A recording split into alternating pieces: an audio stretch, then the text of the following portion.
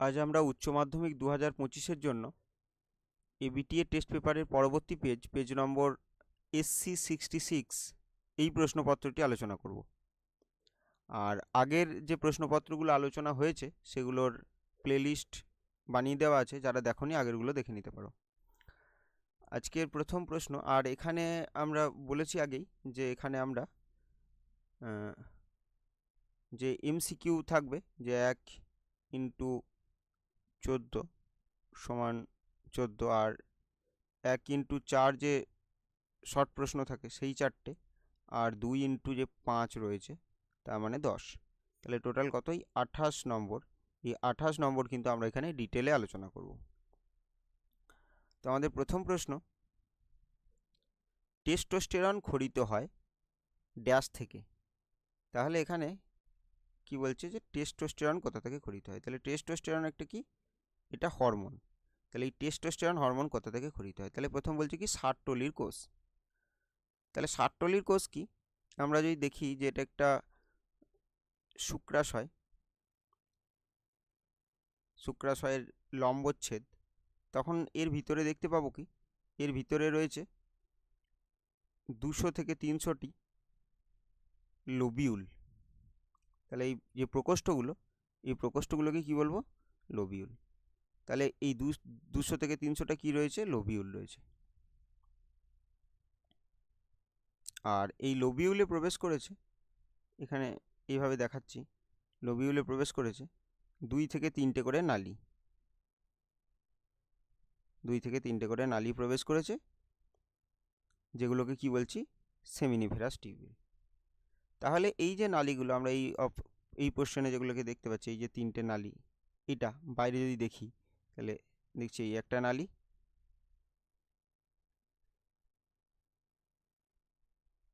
এই হচ্ছে নালী। আমরা এটা এখানে বাইরে বড় করে দেখাচ্ছি এই নালীগুলো। তাহলে এই নালীগুলোকে যদি কাটা হয় তাহলে আমরা এখানে একটা স্ট্রাকচার দেখতে পাবো, এই একটা সেমিনিফেরাস, এই একটা, আর এই একটা। তাহলে কি বলছি যে এটা শুক্রাশয়, আর শুক্রাশয়ের ভিতরে এগুলো হচ্ছে লোবিউল বা প্রকোষ্ঠ, আর প্রকোষ্ঠতে প্রবেশ করেছে 2 থেকে 3টে নালী। সেই নালীগুলোকে কি বলে? Seminiferous tubule. তাহলে এই একটা সেমিনিফেরাস টিউবিউল, এই একটা সেমিনিফেরাস টিউবিউল, এই একটা সেমিনিফেরাস টিউবিউল। আর সেমিনিফেরাস টিউবিউলের এই মাঝের অংশগুলো, এখানে যে সেলটা থাকে, তাহলে একে কি বলে? Interstitial sell. এটা বলবো ইন্টারস্টিসিয়াল কোষ বা ইন্টারস্টিসিয়াল সেল। তাহলে এই বা এটাকে কি বলতে পারি? লেডিগের কোষ।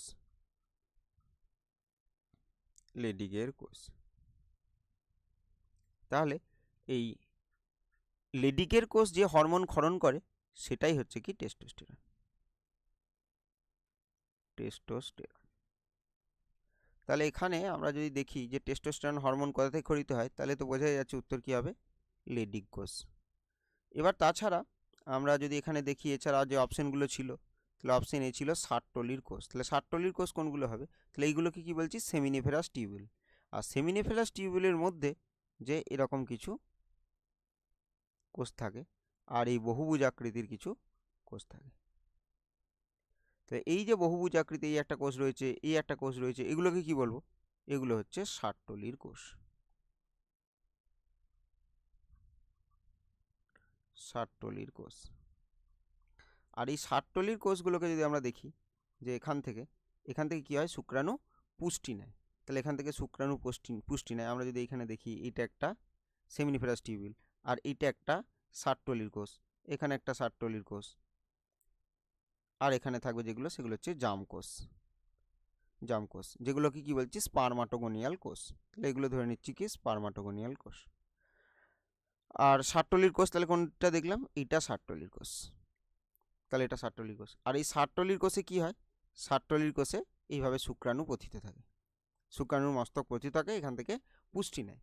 আর ষাট্টলির কোষ যদি বলি যে এটা কোন কোন হরমোন ক্ষরণ করতে পারে ষাট্টলির কোষ, তাহলে কি মনে রাখবো? Androgen binding protein, ABP. তাহলে কি? Androgen binding protein. এছাড়া কি মনে রাখবো? ইনহিবিন। ইনহিবিন। তাহলে ইনহিবিন কে ক্ষরণ করে? ষাট্টলির কোষ। এছাড়া কি মনে রাখবো? অ্যান্টিমুলেরিয়ান। অ্যান্টিমুলেরিয়ান হরমোন। তাহলে এগুলো সব কোথা থেকে খড়িতে হবে? এগুলো সব ষাটটলির কোষ থেকে খড়িতে হবে। আর সেমিনিফেরাস টিউবিউল কোনগুলো? সেমিনিফেরাস টিউবিউল তো এগুলো, এটা একটা সেমিনিফেরাস টিউবিউল, এই একটা সেমিনিফেরাস টিউবিউল, এই একটা, তাহলে এই তিনটে হচ্ছে কি সেমিনিফেরাস টিউবিউল। আর এগুলো কোন অংশটা? এই যে কেটে দেখানো হয়েছে, এই কেটে দেখানো হয়েছে এটাই এটা।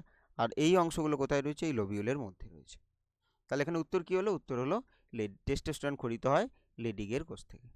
আর সেমিনিফেরাস টিউবিউলের মধ্যে কি হয়? শুক্রাণু উৎপাদন, শুক্রাণু উৎপাদন, শুক্রাণু। কে শুক্রাণু উৎপাদন করে? এই স্পার্মাটোগোনিয়াল কোষ থেকে শুক্রাণু উৎপাদিত হয়। আর ষাটটলির কোষ থেকে কি হয়? এখানে পুষ্টি নেয়, শুক্রাণু কি পুষ্টি নেয় এবং এখানে ম্যাচিওর হয়। বেশ, আর এই যে আগেও আলোচনা করেছি আমরা এই এই যে অংশটা, তাহলে এখানে যে ষাটটলির কোষ আছে, তো এখানে যে শুক্রাণু ছিল, তো সেই শুক্রাণুটা যদি এখান থেকে ষাটটলির কোষ থেকে গিয়ে লুমেনে স্থানান্তরিত হয়, এই ঘটনাটাকে কি বলবো? এখানে কি দেখছি? এখানে পতিত ছিল, এখানে কি দেখলাম? লুমেনে স্থানান্তরিত হলো। এই ঘটনাটাকে কি বলবো? এই ঘটনাটাকে বলবো স্পারমিয়েশন, স্পারমিয়েশন। তাহলে এটা স্পারমিয়েশন। পরের প্রশ্ন দেখব, একটি গুপ্তবীজী উদ্ভিদের রেণু মাতৃকোষ। তাহলে একটা গুপ্তবীজী উদ্ভিদের কি বলছে? রেণু মাতৃকোষ। আর আমরা জানি রেণু মাতৃকোষ মানেই হচ্ছে কি 2n। এর ক্রোমোজোম সংখ্যা কত বলছে? 38। তার মানে বুঝতেই পারছি কি যে 2n সমান 38। তাহলে n সমান বের করি, তাহলে n সমান কত হবে? 38/2 সমান হচ্ছে কত? 19। বেশ, তাহলে এই উদ্ভিদটির শস্য নিউক্লিয়াস, তাহলে এখানে কি বলছে? শস্য নিউক্লিয়াস। তাহলে শস্য নিউক্লিয়াস আমরা জানি কি যে শস্য নিউক্লিয়াস হয় 3n। তাহলে এর ক্রোমোজোম সংখ্যা নির্ণয় করতে বলেছি। তাহলে n সমান পেয়ে গেছি 19। তাহলে 3 × 19 সমান কী হবে? 57। তাহলে এখানে উত্তর কী হবে? উত্তর হবে 57। পরের প্রশ্ন দেখব,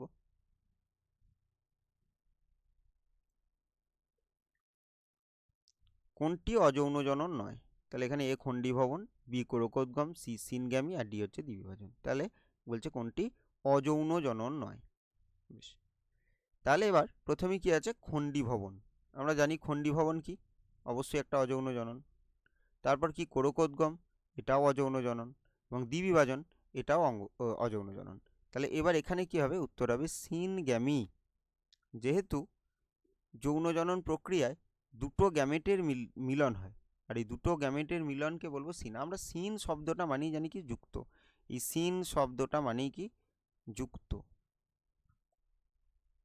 যুক্ত।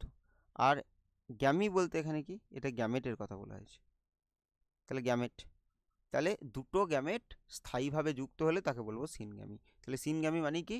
যৌন জনন। কিন্তু এখানে জানতে চাইছি কোনটি অঙ্গজ জনন নয় বা অযৌন জনন নয়। তাহলে অযৌন খণ্ডীভবন, খণ্ডীভবন আমরা অযৌন জনন দেখতে পাই। কাদের দেখতে পাই খণ্ডীভবন? খণ্ডীভবন হচ্ছে স্পাইরোগাইরা, স্পাইরোগাইরা। আর এখানে কোরকোদ্গম, তাহলে কোরকোদ্গম কার দেখতে পাবো? কোরকোদ্গম দেখতে পাবো ইস্টের। এছাড়া কোথায় দেখবো? ইস্ট একটা ছত্রাক। আর একটা প্রাণীর দেখতে পাবো কোরকোদ্গম, সেটা কি? সেটা হচ্ছে হাইড্রা। হাইড্রা, এই হাইড্রাটা হচ্ছে কি বহুকোষী। আর এখানে ইস্টে কি হবে? এটা হবে এককোষী।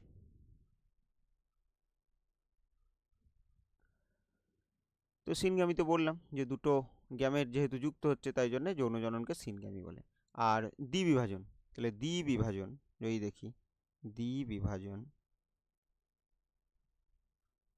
তাহলে দ্বিবিভাজন একটা কি বলতে পারি? যে সরল দ্বিবিভাজন, সরল, সরল দ্বিবিভাজন। আর কি বলতে পারি? বলতে পারি তির্যক। আর কি? অনুদৈর্ঘ্য, অনুদৈর্ঘ্য। আর কি বলতে পারি? অনুপ্রস্থ। এখানে দ্বিটাকে মুছে দিই, কারণ এগুলো সবই কি? সবই দ্বিবিভাজন। এটা অনুদৈর্ঘ্য দ্বিবিভাজন, অনুপ্রস্থ দ্বিবিভাজন, সরল দ্বিবিভাজন, আর তির্যক দ্বিবিভাজন। তাহলে এগুলো দেখে নেবো কার কার দেখা যায়। তাহলে অনুদৈর্ঘ্য দ্বিবিভাজন যার দেখা যাবে সেটা হচ্ছে কি? ইউগ্লিনা। অনুপ্রস্থ যার দেখা যাবে সেটা হচ্ছে কি? প্যারামেসিয়াম। প্যারামেসিয়াম। সরল দ্বিবিভাজন কার দেখা যাবে, সেটা হচ্ছে অ্যামিবা। আর তির্যক কার দেখা যাবে, তির্যক দেখা যাবে সেরাটিয়াম। বেশ, তাহলে দ্বিবিভাজন থেকে এগুলো মনে রাখবো। আর দ্বিবিভাজন কি, একটা অযৌন জনন। বেশ, তাহলে এখানে উত্তর কি হবে, উত্তর হচ্ছে অপশন সি, সিনগ্যামি। এটা অযৌন জনন নয়। পরের প্রশ্ন দেখব, প্রশ্ন তাই ছিল। হ্যাঁ, তাহলে ট্রান্সলেশন প্রক্রিয়ার জন্য প্রয়োজনীয় আরএনএটি হলো। আমরা যদি দেখি ট্রান্সলেশন প্রক্রিয়া, ট্রান্সলেশন প্রক্রিয়া কাকে বলে, ট্রান্সলেশন প্রক্রিয়া কি হয়, ট্রান্সলেশন প্রক্রিয়ায় দেখব প্রোটিন সংশ্লেষ হয়, প্রোটিন সংশ্লেষ। তাহলে প্রোটিন সংশ্লেষ। আর এই প্রোটিন সংশ্লেষের সময় যেগুলো কাজে লাগে, যে আরএনএটা, সেটা কিন্তু এখানে সবগুলো আরএনএই কাজে লাগবে। এই এমআরএনএ, টিআরএনএ, আরআরএনএ, যদিও এইচএনআরএনএ এটা হচ্ছে তো নিষ্ক্রিয় আরএনএ। বেশ, তাহলে কাজে কিন্তু এমআরএনএ, টিআরএনএ, আরআরএনএ সবাই প্রত্যেককেই লাগবে। কিন্তু যেহেতু জেনেটিক কোডটা এমআরএনএতে থাকে, তো তাই জন্য আমরা এখানে উত্তর কি বলবো, যে কোন আরএনএটি কাজে লাগছে, সেটা হচ্ছে এমআরএনএ। অবশ্যই এরাও সাহায্য করে। এই যে যদি দেখি টিআরএনএ, তাহলে অ্যামাইনো অ্যাসিডকে স্থানান্তরিত করে, অ্যামাইনো এ অ্যাসিড, অ্যামাইনো অ্যাসিডকে স্থানান্তরিত করে।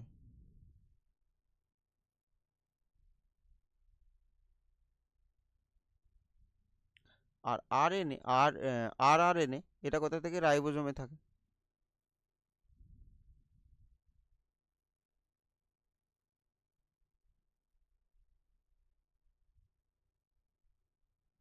এটা রাইবোজোমে উপস্থিত। আর রাইবোজোমে উপস্থিত এটা কি, এটা প্রোটিন সংশ্লেষের প্রধান স্থান, এটা প্রোটিন সংশ্লেষের প্রধান স্থান।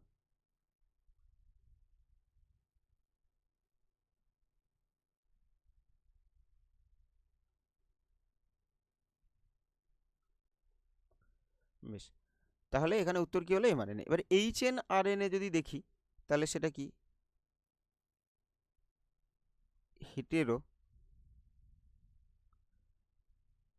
Heterogeneous nuclear RNA. তাহলে এই হেটেরোজেনাস নিউক্লিয়ার আরএনএ এটা কি, যে কোনো একটা ইউক্যারিওটিক কোষ, ইউক্যারিওটিক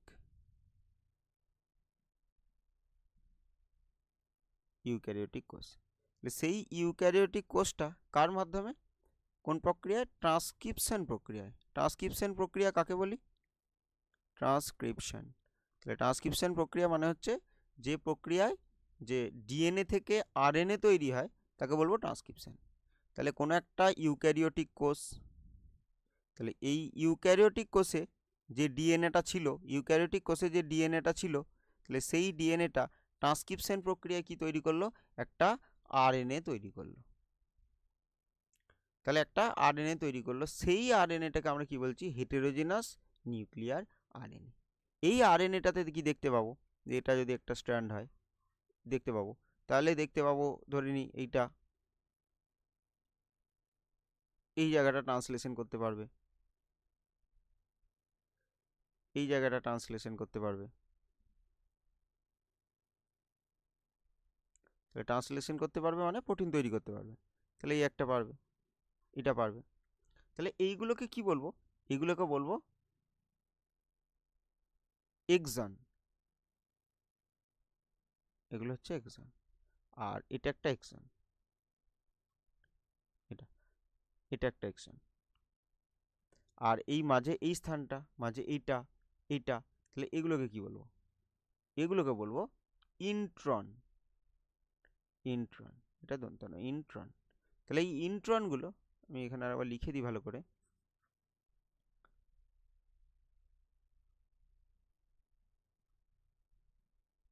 ইন্ট্রন। তাহলে এই ইন্ট্রনগুলো কিন্তু কোনো রকম এরা ট্রান্সলেশন করতে পারবে না, দিয়ে কিছু কিন্তু প্রোটিন সংশ্লেষ করতে এরা পারবে না। আর এক্সনগুলো পারবে। তাহলে এইবার কি করতে হয় এরপর, এই যে হেটেরোজেনাস নিউক্লিয়ার আরএনএ এইটা, তাহলে এইটার কি হয়, এইটার পদ্ধতির মধ্যে দিয়ে যায় একটা পদ্ধতি। তাহলে এই পদ্ধতির পর যেটা তৈরি হবে, তখন এমআরএনএ তৈরি হয়। তাহলে এমআরএনএ তৈরি হয়। তাহলে বলতে পারি এটা প্রাথমিক আরএনএ, তাহলে সেটা একটা প্রসেসের মাধ্যমে গিয়ে সেটা এমআরএনএ তৈরি করে। এবার প্রসেসটা কি? প্রসেসটা হচ্ছে সবার প্রথম ইন্ট্রনগুলো যেগুলো রয়েছে, ইন্ট্রন অপসারিত। তাহলে 1 নম্বর ঘটনা, এই পদ্ধতিটা যেটা বলছি, 1 নম্বর ঘটনা কি হয়? ইন্ট্রন অপসারিত হয়, ইন্ট্রনের অপসারণ। বেশ, এবার 2 নম্বর কি হবে? এই এক্সনগুলো যেগুলো রয়েছে, এই যে এক্সনটা, এই এক্সনটা, এইগুলো পাশাপাশি জুড়ে যায়। আর এই ঘটনাটাকে কি বলবো? স্প্লাইসিং। তাহলে এটা বলবো স্প্লাইসিং। তাহলে প্রথম করছি ইন্ট্রনের অপসারণ, তারপরে স্প্লাইসিং ঘটছে। দিয়ে কি হচ্ছে? এখানে পরপর শুধু কি দেখতে পাচ্ছি? এগুলো এক্সনগুলো রয়েছে। দিয়ে এবার এ কি করতে পারবে? এ কোনো প্রোটিন সংশ্লেষ করতে পারবে। তাহলে এই এইচএন আরএনএটা কি?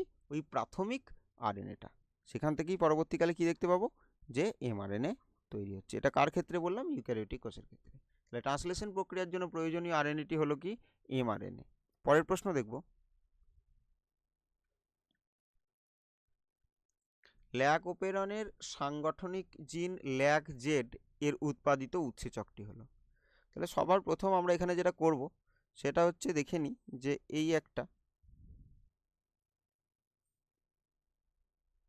ডিএনএ সিকোয়েন্স, নিচে আরেকবার আঁকি।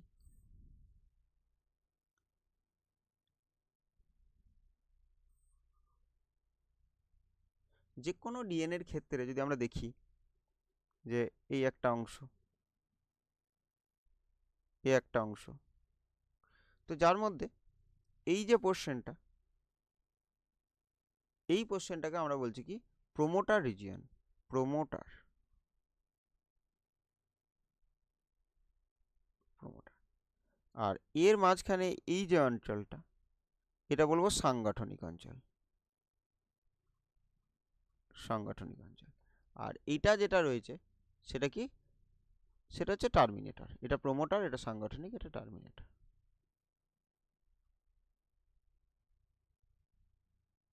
তাহলে কোনো একটা ডিএনএতে এই 3টে রিজিয়ন থাকবে, যে কোনো ডিএনএতে। যার এই সাংগঠনিক যে জিনটা রয়েছে, এইটাই কিন্তু কি করতে পারবে? ট্রান্সলেশনের মাধ্যমে কি তৈরি করতে পারবে? প্রোটিন তৈরি করতে পারবে। তাহলে এটা ট্রান্সলেশনের মাধ্যমে প্রোটিন তৈরি করবে। কোনটা? সাংগঠনিকটা। আর এটা কি? এটা হচ্ছে প্রোমোটার অঞ্চল। আর এখানে গিয়ে টার্মিনেট হবে শৃঙ্খলটা, এটা টার্মিনেটর। বেশ, এইবার আমরা দেখব ইকোলাইয়ের ক্ষেত্রে, ইকোলাই, ইকোলাই এদের একটা ওপেরন সিস্টেম, যেখানে আমরা এখানে দেখব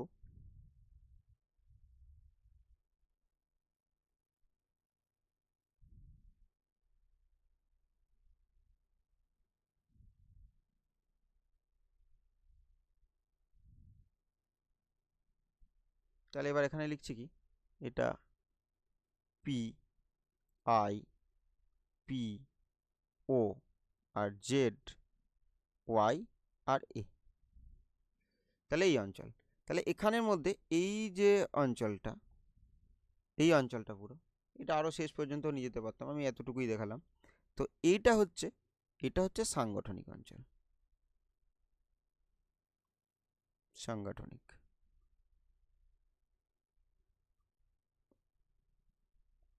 তাহলে তার আগে একটা কি লাগবে? প্রোমোটার রিজন লাগবে। তাহলে এটাও একটা কিন্তু কারো সাংগঠনিক অঞ্চল, কিছু একটা তৈরি করবে, আর তার প্রোমোটার হচ্ছে এটা। তাহলে এর প্রোমোটার হচ্ছে এটা, আর এই সাংগঠনিক অঞ্চলটার প্রোমোটার হচ্ছে এটা। এই সাংগঠনিক জিনটার যেটা প্রোমোটার অঞ্চল সেটা হচ্ছে এই পিটা, আর এইটার প্রোমোটার অঞ্চল হচ্ছে এটা। তাহলে এই যে আইটা রয়েছে, এটাকে আমরা কি বলতে পারি? Inducer, inducer. আর এই ইনডিউসার যেটা রয়েছে, তাহলে এই যেটা তৈরি করে একটা টেট্রামার তৈরি করে, একটা টেট্রামেরিক প্রোটিন, টেট্রামেরিক প্রোটিন। তাহলে এখানে ইনডিউসারটা কে? একটা টেট্রামেরিক রিপ্রেসার প্রোটিন। তাহলে কি বলছি? একটা টেট্রামেরিক কি? Repressor protein. সেটা কি? সেটা হচ্ছে ইনডিউসার, যেটা এই আইটা। তাহলে এই আইটাকে প্রকাশ করার জন্য কোন প্রমোটার কাজ করবে? ঠিক এর আগের এই প্রমোটারটা। তাহলে এই প্রমোটারটা কি করলো? এই টেট্রামেরিক একটা রিপ্রেসর তৈরি করলো। আর টেট্রামেরিক যে রিপ্রেসরটা, তাকে আমরা ধরে নিচ্ছি এইভাবে দেখাচ্ছি, এইভাবে দেখাচ্ছি। তাহলে এটার কি থাকে? দুটো অ্যাক্টিভ স্থান থাকে, ওই অ্যালোস্টেরিক এনজাইমের মতো। তাহলে এখানে ধরে নিই যুক্ত হতে পারে অ্যালোল্যাক্টোজ, অ্যালোল্যাক্টোজ। তাহলে এখানে যুক্ত হতে পারে অ্যালোল্যাক্টোজ। আর এই এই এই অংশটা যুক্ত হয় কোথায়? এই অংশটা যুক্ত হয় অপারেটরে, অপারেটর। তাহলে অপারেটর কোনটা? এই অপারেটর। তাহলে যখন এই আইটা, এই অর্থাৎ ইনডিউসারটা একটা টেট্রামেরিক রিপ্রেসর তৈরি করছে এটা, তাহলে এইটা গিয়ে যুক্ত হয়ে যায় কোথায়? অপারেটরে। তাহলে অপারেটরে গিয়ে এটা যুক্ত হয়ে যায়। তাহলে এই যে যুক্ত হয়ে গেল অপারেটরে।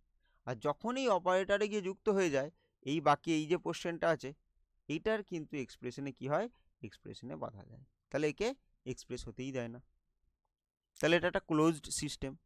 কিন্তু যদি এটা ইকোলাইয়ের মধ্যে হচ্ছে, কিন্তু এটা ইকোলাই নামক ব্যাকটেরিয়ার মধ্যে এটা ঘটছে, কিন্তু যদি এখানে অ্যালোল্যাক্টোজ থাকতো, তাহলে এই যে রিপ্রেসর রয়েছে, রিপ্রেসর এর নিচের স্থানটাতে যুক্ত হয়ে যেত কে? যুক্ত হয়ে যেত অ্যালোল্যাক্টোজ। তাহলে এখানে যুক্ত হয়ে গেল কি? অ্যালোল্যাক্টোজ। আর যখন এখানে এই অ্যালোল্যাক্টোজ যুক্ত হয়ে গেল, এ কিন্তু আর এই জায়গায় গিয়ে, এই যেখানে যুক্ত হয়েছে এখানে যুক্ত হতে পারবে না।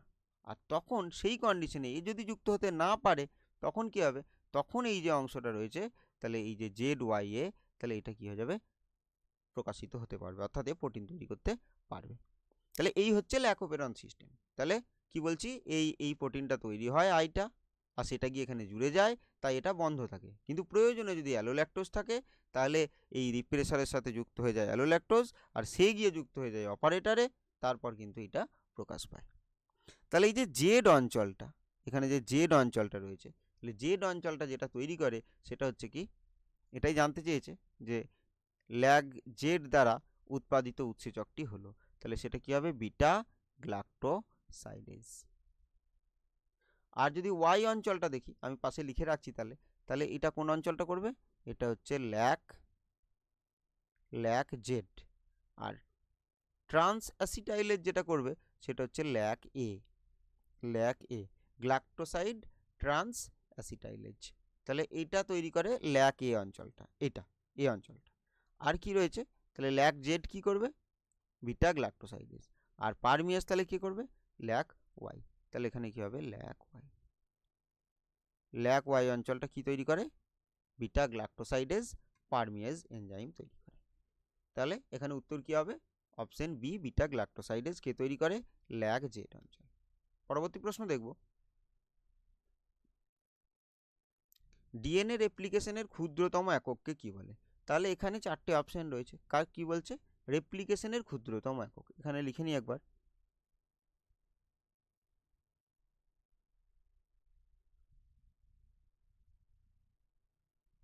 ক্ষুদ্রতম একক। তাহলে কি প্রথমেই কি বলছে? সিস্ট্রন। এটা মনে রাখবো যে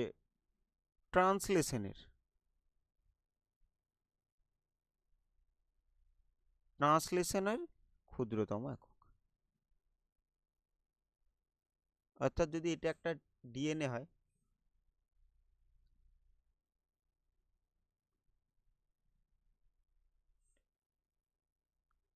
তাহলে এই একটা ডিএনএ, তাহলে এই ডিএনএর আমরা ধরে নিচ্ছি এই অঞ্চলটা হচ্ছে কি? প্রোমোটার, আর এই অঞ্চলটা হচ্ছে স্ট্রাকচারাল জিন, সাংগঠনিক, আর এই যে অঞ্চলটা এটা হচ্ছে টার্মিনাল রিজন। তাহলে কি দেখা যাচ্ছে? এইখান থেকে এই যে পুরোটা, আচ্ছা শুধু এইটা না, মানে এই যে পুরোটা একটা কি হিসাবে কাজ করছে? একটা ইউনিট হিসাবে কাজ করছে, এটা একটা একক হিসাবে কাজ করছে। কিসের একক হিসাবে কাজ করছে? এই জায়গাটার কি ঘটবে? এই জায়গাটা যেটা ঘটবে সেটা হচ্ছে ট্রান্সলেশন। তাহলে এই পুরোটাকে কি বলবো? একটা সিস্ট্রন। তাহলে এটা একটা সিস্ট্রন। তাহলে সিস্ট্রন কি? ট্রান্সলেশনের ক্ষুদ্রতম একক। তারপরে কি বলছে? মিউটন। তাহলে মিউটনটা কি বুঝতে পারছি, ঠিক যে স্থানে মিউটেশন ঘটবে তাকে বলবো মিউটন। তাহলে মিউটেশনের ক্ষুদ্রতম একক। বা আরও ভালো বলতে গেলে কি বলবো, ডিএনএর যে অংশে মিউটেশন ঘটে তো সেটাকে কি বলবো, সেই এককটাকে কি বলবো, মিউটন। তাহলে একটা ডিএনএ, আমি ধরে নিচ্ছি এটা একটা ডিএনএ, এটা ডিএনএ। তাহলে আমরা দেখছি কি, যে এর মডিফিকেশন যেটাতে ঘটছে, মডিফিকেশন এই অঞ্চলটায় ঘটছে, ধরে নিচ্ছি এই অঞ্চলটায় মডিফিকেশন ঘটছে, অর্থাৎ এই জায়গাটা কি কি হচ্ছে, মিউটেশন ঘটছে। তাহলে তখন এইখান থেকে এই পোর্শনটাকে আমরা কি বলবো, এই পোর্শনটাকে বলে দেবো মিউটন। তাহলে তখন সেটা হয়ে যাবে মিউটন। তারপরে কি বলছে, রেকন। রেকন, রেকন বলতে কি, যে একটা ডিএনএ, আমি সার্কুলার ডিএনএই আঁকছি, ডিএনএ। তাহলে এই সার্কুলার ডিএনএর ধরে নিচ্ছি এই স্থানটা কর্তন করে এই জায়গায় কে গিয়ে যুক্ত হবে, এখানে গিয়ে যুক্ত হবে কে, একটা খণ্ডিত ডিএনএ, এটা খণ্ডিত ডিএনএ। তাহলে এই যে অংশটা খণ্ডিত ডিএনএটা, অর্থাৎ যেটা যে অংশটাতে কি ঘটছে, ওই রিকম্বিনেশন ঘটছে, তো তাকে কি বলবো, তাকে বলবো রেপ্লিকন, বা এটা বলবো রিকম্বিনেশনের একক। তাহলে রিকম্বিনেশনের এককটা কি, একক হচ্ছে রেকন। তাহলে জানতে কি, যে রেপ্লিকেশনের ক্ষুদ্রতম একক, রেপ্লিকেশনের ক্ষুদ্রতম একক কি হবে, রেপ্লিকন, অর্থাৎ যে ক্ষুদ্রতম অংশে রেপ্লিকেশন ঘটে তাকে রেপ্লিকন বলে। পরের প্রশ্ন দেখব,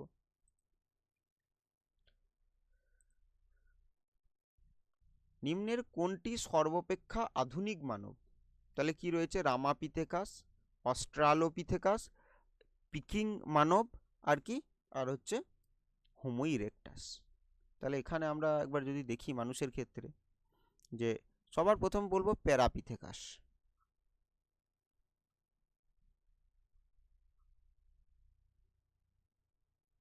প্যারাপিথেকাস, এই প্যারাপিথেকাস হচ্ছে মানুষ আর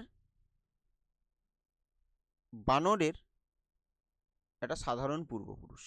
তাহলে প্যারাপিথেকাস থেকে কি এসছে, ড্রায়োপিথেকাস।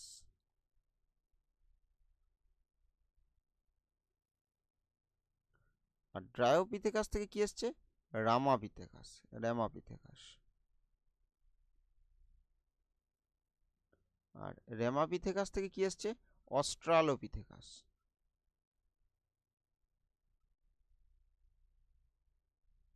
তারপর কি, হোমো হ্যাবিলিস।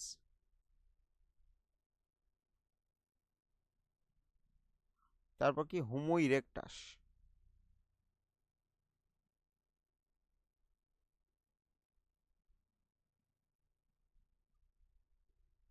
তারপর নিয়েন্ডারথাল মানব।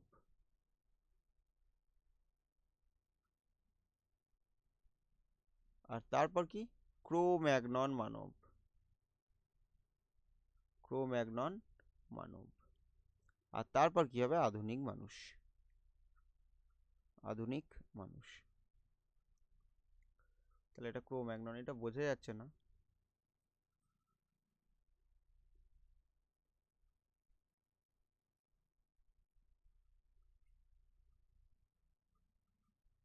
বেশ, যদি এর পরেও বোঝা যাচ্ছে না, যাই হোক। তাহলে কি, Parapithecus, Dryopithecus, Ramapithecus, Australopithecus, Homo habilis, Homo erectus, Neanderthal মানব, ক্রোম্যাগনন মানব, তারপরে কি হচ্ছে, আধুনিক মানব। তাহলে এই হচ্ছে আমরা যদি দেখি মানুষের পর্যায়ক্রম। তাহলে এখানে বলছে কোনটা সর্বাপেক্ষা আধুনিক মানুষ, তাহলে সর্বাপেক্ষা তো এখনকার আধুনিক মানুষ, আর এর কাছাকাছি হলে কি বলতাম, ক্রোম্যাগনন মানব। কিন্তু এখানে যে অপশনগুলো দিয়েছে, একটা দেখতে পাচ্ছি রামাপিথেকাস দিয়েছে, আচ্ছা তাহলে এটা কত, এটা এটা দিয়েছে রামাপিথেকাস, বেশ। তারপরে বি দিয়েছে অস্ট্রালোপিথেকাস, ঠিক আছে, বি অস্ট্রালোপিথেকাস। আর পিকিং মানব এখানে লেখা নেই, আর তারপরে ডি হচ্ছে হোমো ইরেক্টাস, তাহলে এই হচ্ছে ডি, হোমো ইরেক্টাস। তাহলে আমরা যদি দেখি এই হোমো ইরেক্টাস যেটা বলছি, তাহলে এদের যে হোমো ইরেক্টাসদের জীবাশ্ম জাভা অঞ্চলে পাওয়া গেছে তাদের বলে দেওয়া হচ্ছে জাভা মানব, জাভা মানব। তাহলে জাভা মানব কারা, তাহলে জাভা মানবটা হোমো ইরেক্টাসই, কিন্তু যাদের জাভা অঞ্চলে পাওয়া যাচ্ছে তাদের জাভা মানব, আর যাদের চীনে পাওয়া যাচ্ছে তাদের বলবো পিকিং মানব, পিকিং মানব। তাহলে এটাও কি, এই দুটোই কি, দুটোই কিন্তু কিসের উদাহরণ, হোমো ইরেকটাস। আর এই অপশনগুলোর মধ্যে থেকে দেখা যাচ্ছে হোমো ইরেকটাসই কিন্তু সব থেকে আধুনিক, যদিও দুটো আলাদা। হোমো ইরেকটাসের নাম একটা জাভা মানব, একটা পিকিং মানব। তাহলে এখানে উত্তর কি করব? উত্তর কিন্তু করব হোমো ইরেকটাস হচ্ছে সর্বাপেক্ষা আধুনিক মানব, এখানে যে অপশনগুলো আছে তার মধ্যে। পরের প্রশ্ন দেখব। আর ওই যে ড্রায়োপিথেকাস ছিল সেটা হচ্ছে এপ আর মানুষের সাধারণ পূর্বপুরুষ, যেরকম প্যারাপিথেকাস ছিল মানুষ এবং বাঁদরের সাধারণ পূর্বপুরুষ। পরের প্রশ্ন দেখব। এলএসডি ড্রাগ হলো, তাহলে এই এলএসডি এটা আগে আলোচনা করেছি, এটা হচ্ছে কি lysergic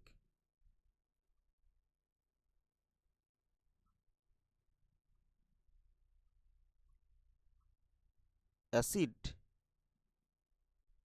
diethyl amide. Lysergic acid diethyl amide, এই এলএসডির এটা ফুল ফর্ম, এটা কিন্তু খুব গুরুত্বপূর্ণ, এটা মনে রাখতে হবে।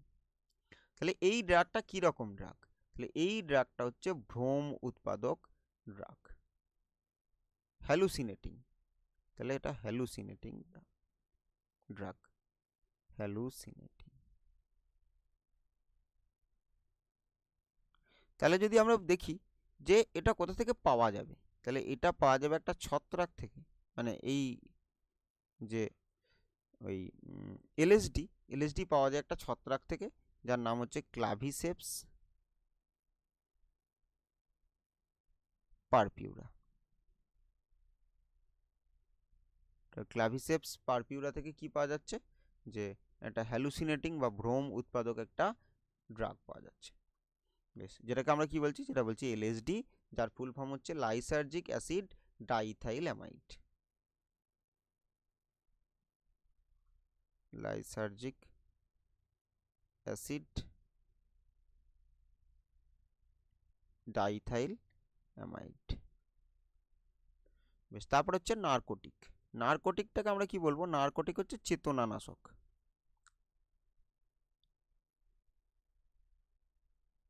চেতনানাশক। তাহলে এটাকে কি বলছি? চেতনানাশক।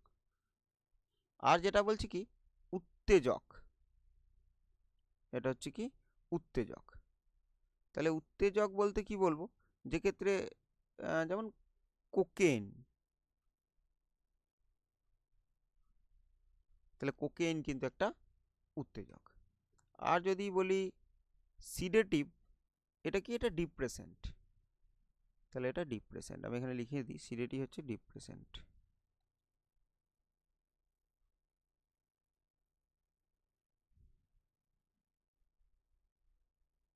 ডিপ্রেসেন্ট। এটা বারবিটুরিক অ্যাসিড,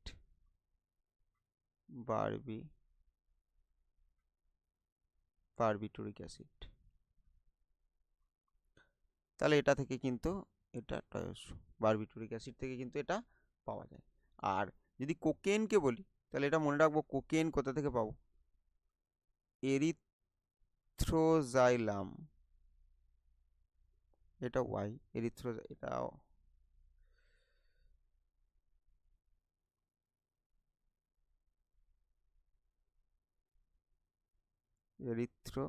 এরিথ্রোজাইলাম কোকা। তাহলে এরিথ্রোজাইলাম কোকা থেকে কি পাওয়া যাচ্ছে?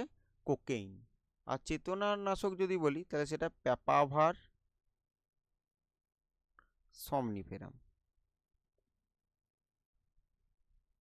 তাহলে প্যাপাভার সমনিফেরাম থেকে কি পাওয়া যাচ্ছে? চেতনানাশক, যেটা নার্কোটিক ড্রাগ বলছি। আর হ্যালুসিনেটিং পাওয়া যাচ্ছে কোথা থেকে? একটা ছত্রাক, ক্লাভিসেপস পারপিউরা থেকে। আর সিডেটিভ বারবিটুরিক অ্যাসিড থেকে পাওয়া যাচ্ছে, যেটা ডিপ্রেসেন্ট হিসেবে কাজ করে। আর কোকেইন এটা এরিথ্রোজাইলাম কোকা থেকে পাওয়া যাচ্ছে, যেটা উত্তেজক। তাহলে এখানে এলএসডি ড্রাগ উত্তর কি হবে? ভ্রম উৎপাদক, অপশন এ। পরের প্রশ্ন দেখব। ড্রপসি একটি কার্পের রোগ, মৌমাছির রোগ, মুরগির রোগ না গরুর রোগ? তাহলে কার্প বলতে এখানে কি? কার্প বলতে এখানে কার কথা বলছি? মাছ। বেশ, তাহলে কি বলছিল? ড্রপসি। তাহলে ড্রপসি কি? ড্রপসি একটা ব্যাকটেরিয়া ঘটিত রোগ। আর এই ড্রপসি রোগে কি হয়? যে এটা একটা যে ব্যাকটেরিয়া তার নাম কি অ্যারোমোনাস।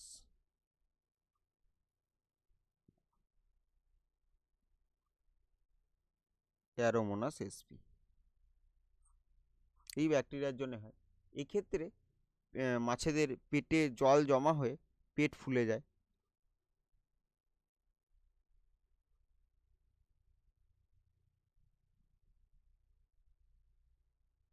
আর 2 নম্বর কি, আঁশ আলগা হয়ে পড়ে।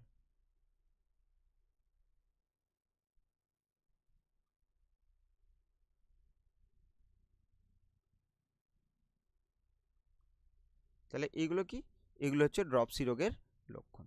আর সেটা কার জন্য হচ্ছে, অ্যারোমোনাস এসপির জন্য। তাহলে এখানে উত্তর কি হবে, উত্তর হবে অপশন এ, কার্পের রোগ। আগের দিন প্রশ্নে আমরা একটা মুরগির রোগ পড়েছিলাম মনে হয়। বেশ, পরবর্তী প্রশ্ন দেখব। লোফার সিনড্রোম যে রোগে দেখা যায়, option A filariasis, option B malaria, option C typhoid, option D amoebic dysentery.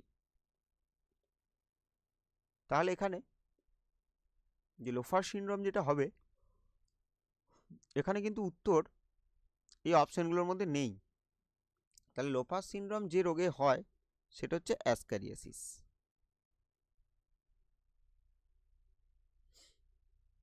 অ্যাসক্যারিয়াসিস অ্যাসক্যারিয়াসিস রোগটা কার জন্য হয়, অ্যাসকারিসের জন্য। আর অ্যাসকারিসের কোন দশাটা যদি বলি সংক্রামক, তাকে বলবো র্যাবডিটিফর্ম লার্ভা। বাট র্যাবডিটিফর্ম লার্ভা যখন মানুষের দেহে প্রবেশ করছে, এর যখন দ্বিতীয় দশার র্যাবডিটিফর্ম, দ্বিতীয়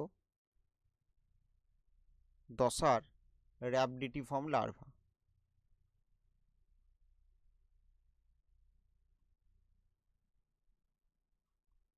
তাহলে দ্বিতীয় দশার যে র্যাবডিটিফর্ম লার্ভা আছে, সেটা যখন কোথায় প্রবেশ করে, ফুসফুসের অ্যালভিওলাই,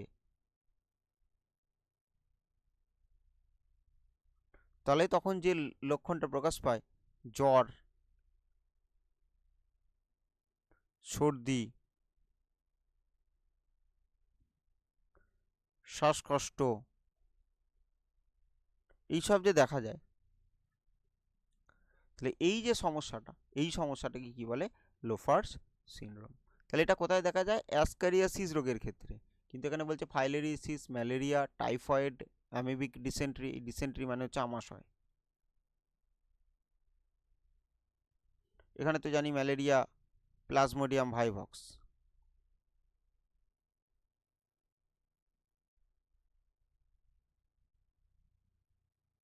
এখানে টাইফয়েড সালমোনেলা টাইফি।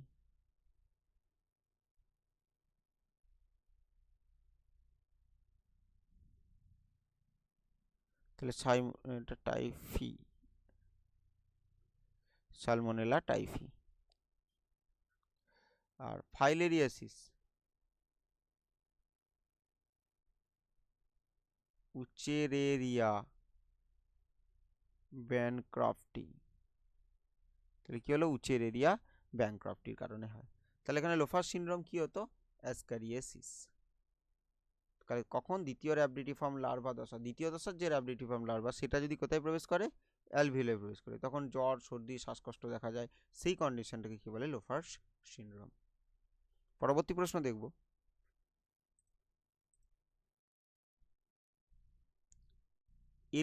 লিলি কর্তৃক রিকম্বিনেন্ট প্রযুক্তির মাধ্যমে উৎপাদিত প্রথম কৃত্রিম ইনসুলিন হলো, কি হবে এখানে উত্তর, হিউমিলিন। এখান থেকে যদি বলি, তাহলে কে করেছিল, এলি লিলিয়ান কোম্পানি করেছিল। আর যে জীবের মধ্যে করেছিল সেটা হচ্ছে ইকোলাই। মানব ইনসুলিন প্রস্তুতি করতে করেছিল ইকোলাই। 2 নম্বর মনে রাখবো, যেখানে সিলেক্টেবল মার্কার রূপে ব্যবহার করা হয়,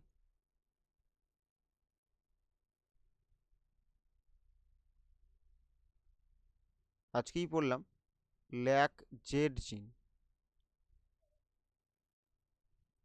তাহলে এটাকে সিলেক্টেবল মার্কার হিসাবে ব্যবহার করা হচ্ছে। আর এই আর কি, এটা মনে রাখবো কোথা থেকে, তাহলে এলিলি কোম্পানি প্রথম উৎপাদিত হচ্ছে কৃত্রিম ইনসুলিন। আর এটা ওই যেটা বলতে যাচ্ছিলাম আর কি, এক্স গ্যাল কর্ষণ মাধ্যমে রেখে পরীক্ষাটা করা হয় ব্লু হোয়াইট কলোনি গঠনের মাধ্যমে। ব্লু হোয়াইট কলোনি গঠনের মাধ্যমে কি হবে, এটাকে কি করা যাবে, সিলেক্ট করা যাবে। তো এই জন্য এটাকে কি বলছি, সিলেক্টেবল মার্কার। তাহলে সিলেক্টেবল মার্কার হিসেবে কাকে ব্যবহার করা হয়, ল্যাক জেড জিনকে। পরবর্তী প্রশ্ন দেখব, ট্যাগ পলিমারেজ আলোচনা হয়েছে আগে। ট্যাগ পলিমারেজ এনজাইম ব্যবহার করা হয় যে প্রযুক্তিতে, সেটা কি বলবো, সেটা হচ্ছে পিসিআর, পলিমারেজ চেন রিয়াকশন।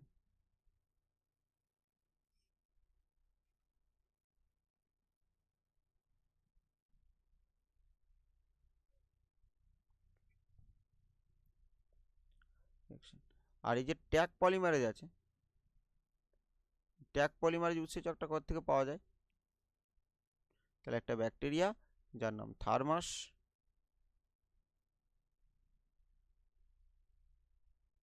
অ্যাকোয়াটিকাস। তাহলে কোথা থেকে পাওয়া যায়, থার্মাস অ্যাকোয়াটিকাস। পরবর্তী প্রশ্ন দেখব, আর এই পিসিআর পদ্ধতিতে কি করা হয়, যে খুব অল্প নমুনা পেলে তাকে ম্যাগনিফাই করতে, তার সংখ্যা বৃদ্ধি করতে কিন্তু কাজে লাগে PCR technology.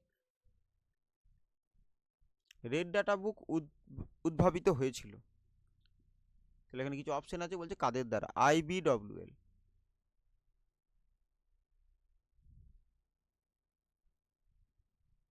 Indian board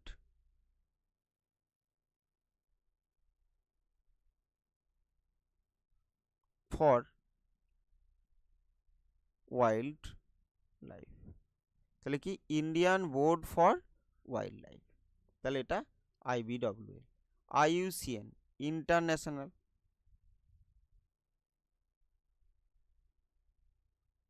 international union for conservation of nature and natural resources,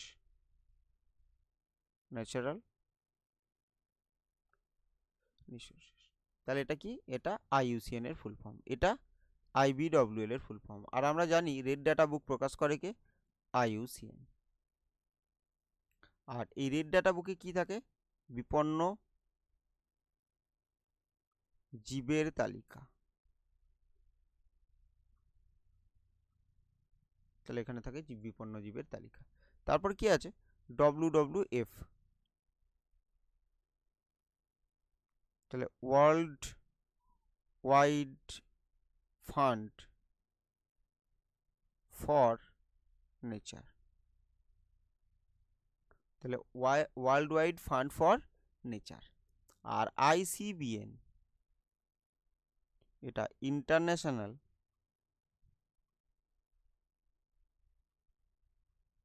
code of botanical nomenclature. তাহলে এখানে উত্তর কি হবে, রেড ডাটা বুক, এখানে বিপন্ন জীবের তালিকা থাকে, এটা প্রকাশ করে কি, IUCN। পরবর্তী প্রশ্ন দেখব, অর্থাৎ এখানে এটা লাস্ট MCQ, দুটি বাস্তুতন্ত্রের পরস্পরের মিলনকে বলে, তাহলে কি বলবো, ইকোটোন। এটা আগের কোনো একটা প্রশ্ন ছিল, যে দুটো আলাদা আলাদা অঞ্চল, এই একটা অঞ্চল একটা বাস্তুতন্ত্র, এই একটা অঞ্চল একটা বাস্তুতন্ত্র, তাহলে এই মাঝের যে কমন এরিয়াটা, তাহলে এখানে একটা অন্য জীববৈচিত্র্য তৈরি হবে, এই জলবায়ুর যেখানে মিশেছে সেই অঞ্চলটা একটা নতুন জীববৈচিত্র্য তৈরি হবে, তাকেই কি বলবো, তাকেই বলবো ইকোটোন। পরবর্তী প্রশ্ন দেখব, গেইটোনোগ্যামি কি, তাহলে এটা কি, পরাগযোগ থেকে প্রশ্ন, পরাগযোগ।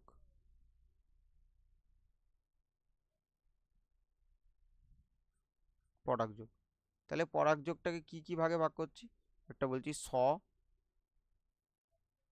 আর একটাকে বলছি ইতর।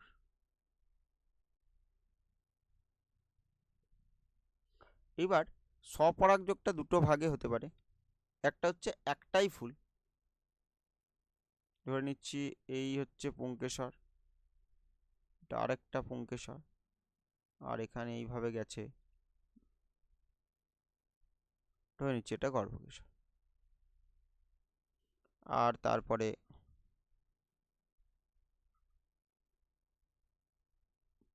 তাহলে একটা ফুল, এখানে বৃতি রয়েছে।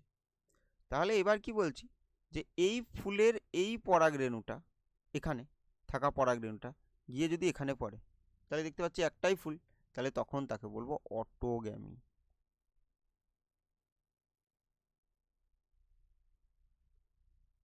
তাহলে কি হবে, অটোগ্যামি।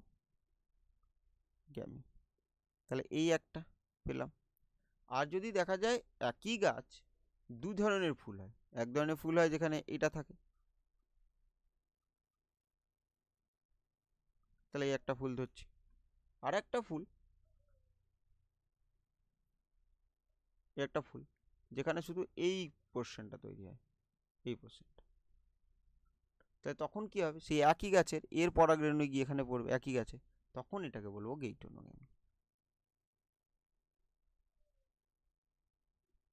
তাহলে আমি এখানে লিখছি না, কিন্তু বলে দিচ্ছি, মনে রাখবে অবশ্যই, যেটা হচ্ছে কি গেইটোনোগ্যামি কাকে বলে। তাহলে যখন কোনো একই উদ্ভিদের দুটি ভিন্ন ফুলের মধ্যে যে পরাগযোগটা ঘটে, তো তখন তাকে বলবো গেইটোনোগ্যামি। যখন একটি নির্দিষ্ট উদ্ভিদের, একই উদ্ভিদের মধ্যে দুটি ফুলের মধ্যে যে পরাগ মিলনটা ঘটে, তাকে তো বলবো গেইটোনোগ্যামি। আর একই ফুল হলে অটোগ্যামি হবে। আর একটা ইতর পরাগযোগ, তাহলে এটা কি বলবো, জেনোগ্যামি। জেনোগ্যামি, একই প্রজাতি হলে জেনোগ্যামি, আর না হলে তখন তাকে বলবো অ্যালোগ্যামি। পরবর্তী প্রশ্ন দেখব, ব্লাস্টোসিল কি? তাহলে যদি দেখি যে একটা ডিম্বাণু আর একটা শুক্রাণু, তাহলে এটা মিলিত হয়ে যেটা বানালো কি, সেটা হচ্ছে জাইগোট। এটা এন, এটা এন, তাহলে এটা কি হবে, এটা 2n, তাহলে কি বানালো, জাইগোট। তাহলে এটা ডেভেলপড হচ্ছে, সবার প্রথম যেটা বানাবে সেটা হচ্ছে মরুলা। তাহলে জাইগোট থেকে যেটা বানাবে সেটা হচ্ছে কি, মরুলা। এবার মরুলা থেকে পরবর্তী স্টেপে কি তৈরি করবে, তৈরি করবে ব্লাস্টুলা।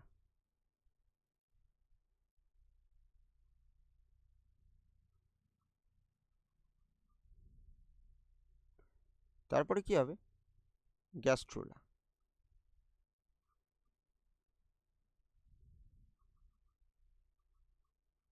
তাহলে বলছে ব্লাস্টোসিল কি, তাহলে এই যে যখন ব্লাস্টুলা তৈরি হচ্ছে, বা এটাকে বলতে পারি আমরা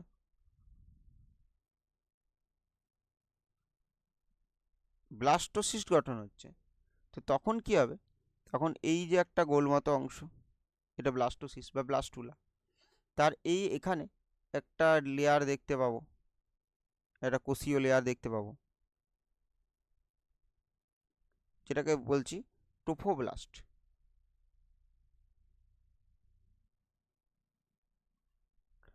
আর এর ভিতরে কি দেখতে পাবো, যেটা ফাঁকা স্থান আছে, এই জায়গায় কিছু সেল থাকবে, এটা বলবো inner cell mass. Inner cell mass, তাহলে ইনার সেল মাস। আর এই যে ফাঁকা স্থান, এই ফাঁকা স্থানে লিকুইড আছে, তাহলে ব্লাস্টোসিস্টের এই লিকুইড পূর্ণ তরল পূর্ণ গহ্বরকে, তাহলে এখানে কি লিখতে পারি, ব্লাস্টোসিস্টের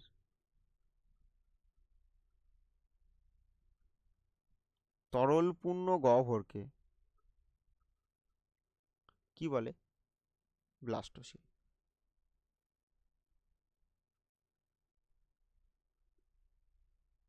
পরবর্তী প্রশ্ন দেখব, গনোরিয়া রোগ সৃষ্টিকারী জীবাণুর নাম কি? এটাও আমরা আগের দিন আলোচনা করেছি, তাহলে কি হবে, নিজেরিয়া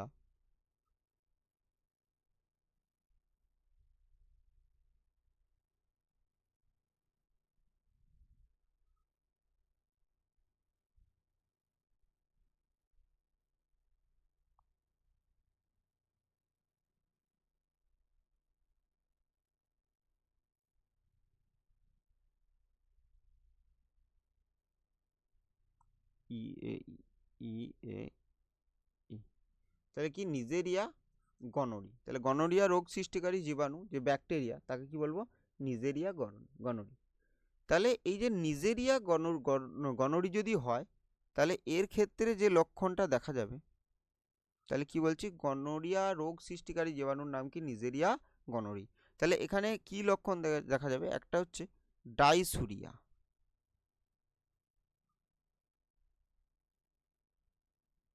তাহলে একটা কন্ডিশন দেখতে পাবো কি, এটাকে কি বলছি, ডাইসুরিয়া।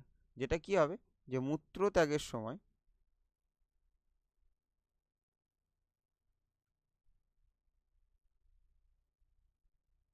মূত্রনালীতে জ্বালা, সেটাকে কি বলবো, ডাইসুরিয়া। আর 2 নম্বর কি কি দেখতে পাবো,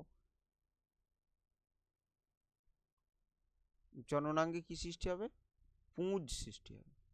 তাহলে এইগুলো কি দেখতে পাবো, এগুলো হচ্ছে নিজেরিয়া গনোরি এর দ্বারা যে রোগ, যেটা কি বলছি, গনোরিয়া, তাহলে তার লক্ষণ। পরবর্তী প্রশ্ন দেখব, অটো ইকোলজি বলতে কি বোঝো। তাহলে কোনো একটা বাস্তুতন্ত্র, ধরে নিচ্ছি একটা বাস্তুতন্ত্র, তাহলে বাস্তুতন্ত্রের অনেক জীব আছে, এখানে একটা নির্দিষ্ট পরিমাণ জীব 1A, আর তার সাথে এখানে বি, সি, ডি, ই সব জীব আছে। তাহলে এদের সবার কি, এদের সবার, আর বাকি এখানে যে জৈব বস্তুগুলো, অজৈব বস্তুগুলো আছে, তাহলে এদের মধ্যে যে সম্পর্ক, সেই সম্পর্কটাকে ইকোলজি বলবো। তাহলে কোনো একটা বাস্তুতন্ত্রে একটি নির্দিষ্ট জীব এবং তার পারিপার্শ্বিকে যে পরিবেশ আর অন্যান্য যে জীব রয়েছে তাদের মধ্যে যে আন্তঃক্রিয়া, আন্তঃসম্পর্ক, সেটাকে কি বলবো, অটো ইকোলজি। পরের প্রশ্ন দেখব, বাটলনেক এফেক্ট কি। তাহলে বাটলনেক এফেক্ট যদি দেখি, তাহলে কি দেখব, যে আমরা ধরেই নিচ্ছি যে এটা একটা বোতল, যার মুখটা কিরকম হবে,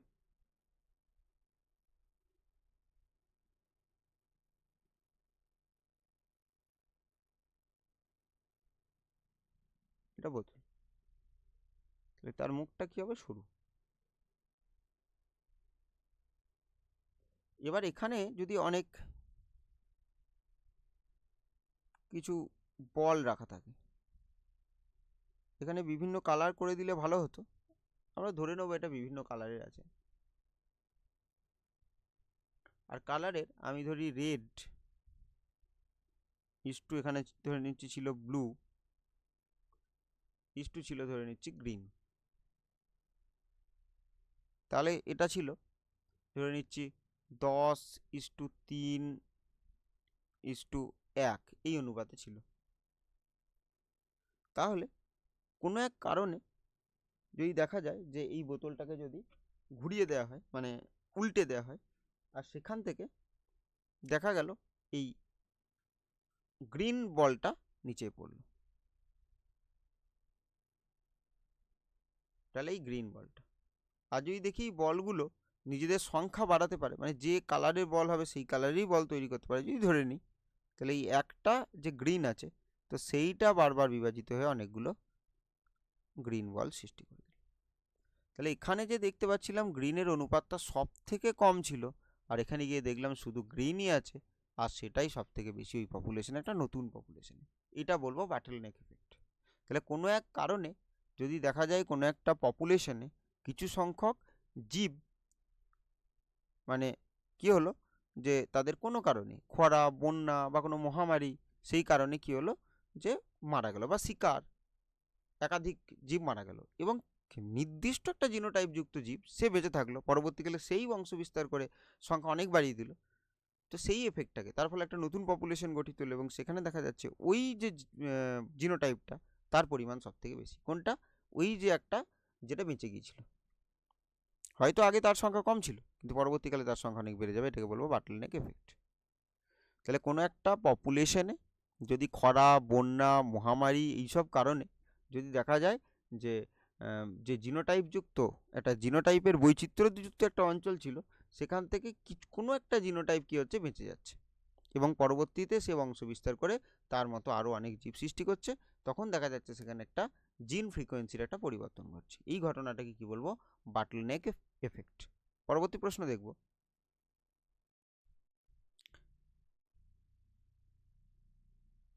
অ্যাবজাইম কি, বা এটাকে এবিজাইমও বলতে পারি, এবিজাইম। বেশ, এবার এখানে এবি, এবিটা আমরা কখন লিখি? অ্যান্টিবডিকে ছোট করে লিখি AB, antibody, A anti B A body, তাহলে অ্যান্টিবডি। আর এই যে জাইম আছে, তাহলে এটা কোত্থেকে এসছে? এনজাইম। তাহলে অ্যান্টিবডি প্লাস এনজাইম সমান হচ্ছে কি? এবিজাইম বা অ্যাবজাইম। তাহলে এই অ্যাবজাইমের কি? এটা আসলে অ্যান্টিবডি, কিন্তু তার ধর্ম আছে এনজাইমের। কেন? সে কি করতে পারে? সে কোনো একটা রাসায়নিক বিক্রিয়ার বেগ বাড়াতে বা কমাতে পারে, অর্থাৎ একটা বায়ো ক্যাটালিস্ট হিসাবে কাজ করে। তাহলে এবিজাইম কি? তাহলে এবিজাইম হচ্ছে একটা অ্যান্টিবডি যার উৎসেচকের গুণ রয়েছে, উৎসেচকের গুণ বর্তমান। তাহলে অ্যাবজাইম হলো এক ধরনের অ্যান্টিবডি যার উৎসেচকের গুণ বর্তমান, তাকে বলবো অ্যাবজাইম। তাহলে এটা এরকম উদাহরণ হচ্ছে ডিএনএজ, ডিএনএজ একটা অ্যাবজাইমের উদাহরণ।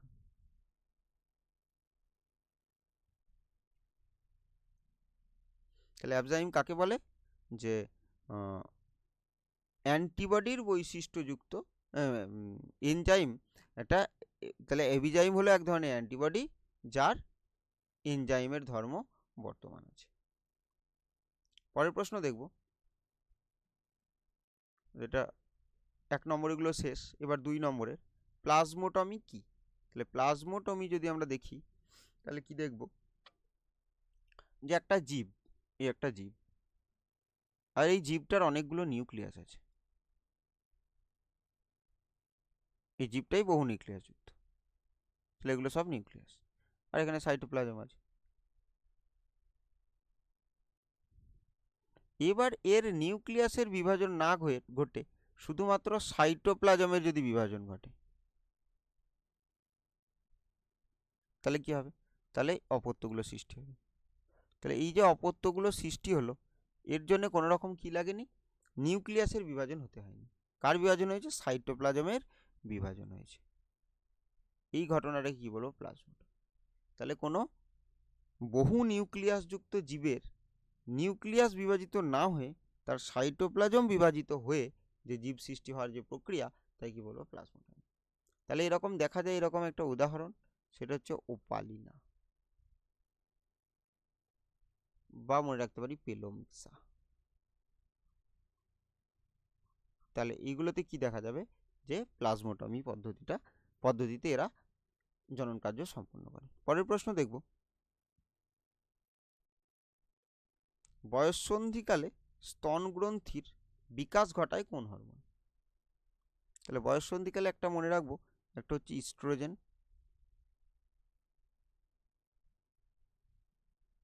আর একটা প্রোজেস্টেরন।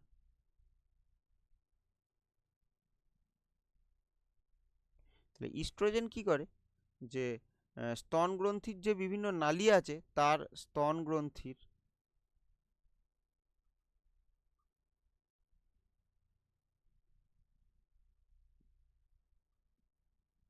যে নালী আছে, সেই নালীর গঠন এ সাহায্য করে। তাহলে কি বলছি?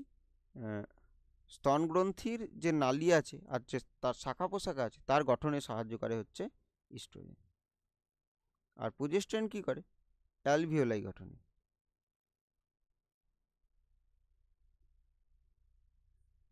দুগ্ধগ্রন্থিতে যে অ্যালভিওলাই আছে, সেটার গঠনে সাহায্য করে প্রোজেস্টেরন। আর পরবর্তীকালে একদম গর্ভাবস্থায় বা পার্চুরেশনের পর, মানে প্রসবের পর, তখন কি দেখা যাবে? যে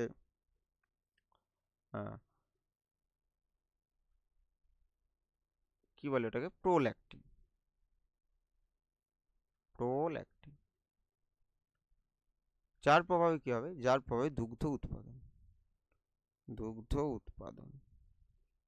আর একটা কি রয়েছে, আর যদি মনে রাখি অক্সিটোসিন, এগুলো কিন্তু এটা নয়, এই প্রশ্নের উত্তর নয়। বয়ঃসন্ধিকালে স্তনগ্রন্থির বিকাশ ঘটায় কোন হরমোন? তাহলে এখানে ইস্ট্রোজেন, প্রোজেস্টেরন বলতে পারি, এই দুটো উত্তর হতে পারে। আর এগুলো কিন্তু আমি এক্সট্রা বলছি, যে প্রোল্যাক্টিন দুগ্ধ উৎপাদন ঘটায়, আর অক্সিটোসিন, অক্সিটোসিন কি করে? দুগ্ধ ক্ষরণে সাহায্য করে, দুগ্ধ ক্ষরণ। এবার বলছি এটি কোথা থেকে নিশ্চিত হয়? ইস্ট্রোজেন, প্রোজেস্টেরন কোথা থেকে নিশ্চিত হয়? ইস্ট্রোজেন যদি বলি তাহলে কি কোথা থেকে? গ্রাফিয়ান ফলিকাল থেকে। তাহলে কোথা থেকে? গ্রাফিয়ান ফলিকাল থেকে। প্রোজেস্টেরন কোথা থেকে করিতে হয়? কর্পাস লিউটিয়াম থেকে। পরবর্তী প্রশ্ন দেখব, আইভিএফ বলতে কি বোঝো? যদি এটা আইভিএফ বলতে কি বোঝো, এখানে ফুল ফর্মটা একবার লিখি। যদিও আইভিএফ বলতে শুধু ফুল ফর্ম লিখে দিলে হবে না, ইন ভিট্রো ফার্টিলাইজেশন।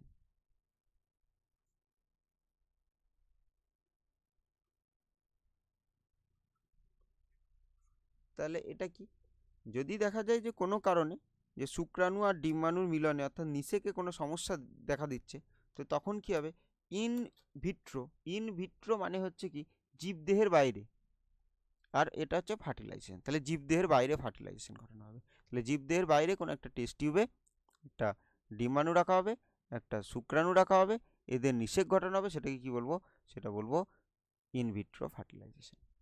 তাহলে যে যদি কি হয়, যে শুক্রাণু এর কোনো সমস্যার জন্য, শুক্রাণু বা ডিম্বাণু বা রোপণের কোনো সমস্যার জন্য যদি দেখা যায় কি যে নিষেক সম্পন্ন হচ্ছে না মাতৃদেহের ভিতরে, তখন কি হবে? যে কৃত্রিমভাবে টেস্ট টিউবের মধ্যে শুক্রাণু এবং ডিম্বাণুর মিলন ঘটিয়ে যে নিষেকটা সম্পন্ন করা হয়। তো সেই ঘটনাটাকে বলবো কি? In vitro fertilisation. In vitro, in vivo মানে প্রাণীদেহে, আর ইন ভিট্রো মানে কিন্তু বাইরে। পরের প্রশ্ন দেখব, প্রণোদিত প্রজননের একটা সুবিধা, একটি অসুবিধা। সুবিধা হচ্ছে চাহিদা, চাহিদা মতো যোগান দেওয়া। আমি শুধু চাহিদা লিখলাম। বেশ, এবার যদি বলি প্রণোদিত প্রজনন কি, তাহলে মাছ বছরে একবার, যে মেজর কাপগুলো রয়েছে সেগুলো বছরে একবার ডিম পারে, এবং তাদের কি চাহিদা মতো পূরণ করা যেত না। তো তার জন্য কি হবে, যে পিটুইটারি নির্যাস ইনজেক্ট করে তাদের প্রজননে উদ্দীপিত করে প্রজনন ঘটানো হবে। তাহলে কি হবে? চাহিদা মতো কিন্তু এটা সাপ্লাই দেওয়া সম্ভব, মানে চাহিদা মতো কিন্তু তৈরি করা সম্ভব।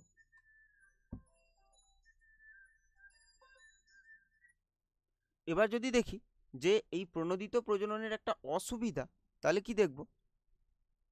যে এক্ষেত্রে দেখব যে এই বারবার প্রণোদিত প্রজনন করার জন্য, তাহলে যে মাছটার প্রণোদিত প্রজনন করা হবে সেটা কিন্তু ক্রমশ দুর্বল হয়ে যাবে। আর এছাড়াও প্রণোদিত প্রজননের ফলে যেসব মাছগুলো তৈরি হবে, সেই সব মাছগুলোর ক্ষেত্রে কি দেখা যাবে, যে সেগুলো কিন্তু যে পরবর্তীকালে তাদের রোগ প্রতিরোধ ক্ষমতা অনেক কম হবে,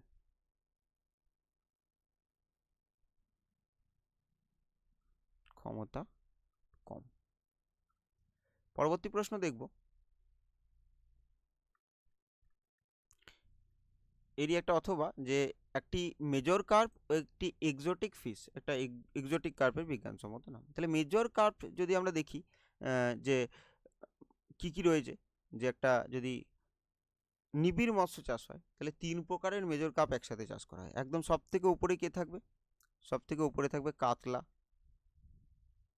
তারপরে কে থাকবে? তারপরে থাকবে রুই, আর একদম নিচে কে থাকবে? সেখানে থাকবে মৃগেল।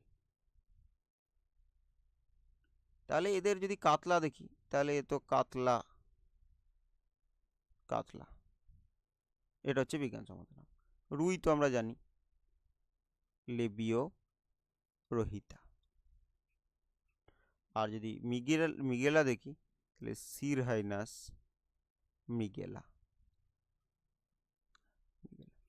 বেশ, তাহলে এগুলো কি হলো? এই মেজর কার্পের প্রত্যেকটার বিজ্ঞানসম্মত নাম কিন্তু আমাদের মনে রাখতে হবে, কাতলা, রুই, মৃগেল।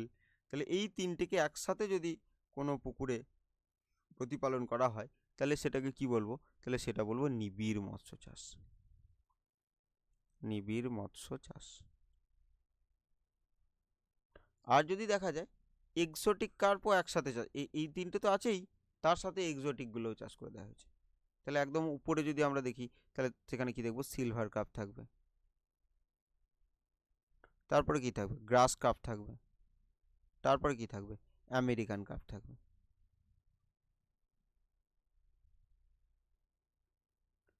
তাহলে এইগুলো যদি একসাথে চাষ করে দেওয়া হয় তাহলে সেটাকে কি বলবো, তাহলে সেটাকে এই তিনটে কাতলা, রুই, মৃগেল আর সিলভার কাপ, গ্রাস কাপ আর আমেরিকান কাপ, তাহলে এইগুলোকে যদি একসাথে চাষ করে দেওয়া হয় তাহলে তখন তাকে কি বলবো, তখন তাকে বলবো নিবিড় মিশ্র মৎস্য চাষ। এইবার সিলভার কার্পের যদি বিজ্ঞানসম্মত এই যে বৈজ্ঞানিক নাম লিখতে বলছে একটা এক্সোটিক কার্পের, তাহলে কি বলবো, হাইপপথ্যালমিকথিস, হাইপপথ্যালমিকথিস মলিট্রিক্স, হাইপপথ্যালমিকথিস মলিট্রিক্স। আর গ্রাস কাপটা টিনোফ্যারিঙ্গোডন আইডেলা, টিনোফ্যারিঙ্গোডন আইডেলা। আর আমেরিকান কাপ এটা বলবো, এটাকে সাইপ্রিনাস কাপও বলে, সাইপ্রিনাস কার্পিও, সাইপ্রিনাস কার্পিও। তাহলে এগুলো হচ্ছে বিদেশি কার্প। তাহলে এই সবগুলোকে একসাথে, এইটা আর এটা যদি একসাথে হতো তাহলে কি বলতাম, তাহলে বলতাম নিবিড় মিশ্র মৎস্য চাষ। পরের প্রশ্ন দেখব, মলিকিউলার সিজার আর মলিকিউলার গাম। তাহলে আণবিক কাঁচি, আণবিক কাঁচি কাকে বলে, রেস্ট্রিকশন এন্ডোনিউক্লিয়েজ, রেস্ট্রিকশন এন্ডোনিউক্লিয়েজ। আর মলিকিউলার গাম যদি বলি তাহলে সেটা কি হবে, তাহলে সেটা বলবো ডিএনএ লাইগেজ, বা যেটাকে কি বলছি আণবিক আঠা। পরবর্তী প্রশ্ন দেখব, পেটেন্ট আইন কি আর লিঙ্কেজ। এ কটা ছিল 2 নম্বর পর্যন্ত। এবার পেটেন্ট আইন বলতে কোনো একটা আবিষ্কার, কোনো আবিষ্কারকের কোনো তার যে আবিষ্কার, আমি লিখছি না মুখে বলছি যে আবিষ্কার, তাহলে এই আবিষ্কারটা কার, কোনো আবিষ্কারকের, তাহলে তার এটার একটা সরকারি স্বীকৃতি, যার ফলে সেই আবিষ্কারটার উপর তার কি বলবো যে একটা অধিকার থাকে, একটা অধিকারপত্র থাকে, তো যার জন্য অন্য কেউ সেটার যে বাণিজ্যিক ব্যবহার কিন্তু বিনা অনুমতিতে করতে পারবে না, তো তাকে বলবো পেটেন্ট আইন। তাহলে পেটেন্ট আইনের মাধ্যমে কি হয়, যে কোনো একটা বস্তু বা কোনো একটা যন্ত্র বা কিছুর আবিষ্কার, যেই আবিষ্কারটার একটা সরকারি স্বীকৃতি, যার জন্য সে একটা অধিকারপত্র পায়, তো তার জন্য কোনো ব্যক্তি বা কোনো সংস্থা তাহলে কি হবে, যে বাণিজ্যিকভাবে সেই জিনিসটা কিন্তু ব্যবহার করতে না পারে, তাহলে সেটাকে কি বলছি, সেটাকে বলছি পেটেন্ট আইন। পরবর্তী প্রশ্ন দেখব, লিঙ্কেজ বলতে কি বোঝো। এটা আগেও আলোচনা করেছি যে কোনো একটা সমস্ত ক্রোমোজোমের একটা নির্দিষ্ট, যেটা ক্রোমোজোমের, এই ক্রোমোজোমের একটা নির্দিষ্ট স্থানে পাশাপাশি দুটি যদি জিন থাকে, তাহলে সেই দুটোর একসাথে পরবর্তী প্রজন্মে সঞ্চারিত হওয়ার যে একটা প্রবণতা, তাকে বলবো লিঙ্কেজ।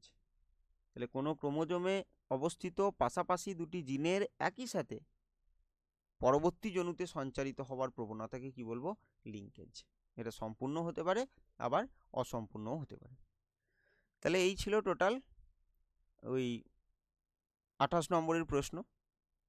তাহলে এগুলো অবশ্যই একবার রিভিশন দিয়ে নেবে, আর তাছাড়া পরবর্তী পেজ পরের ক্লাসে করানো হবে।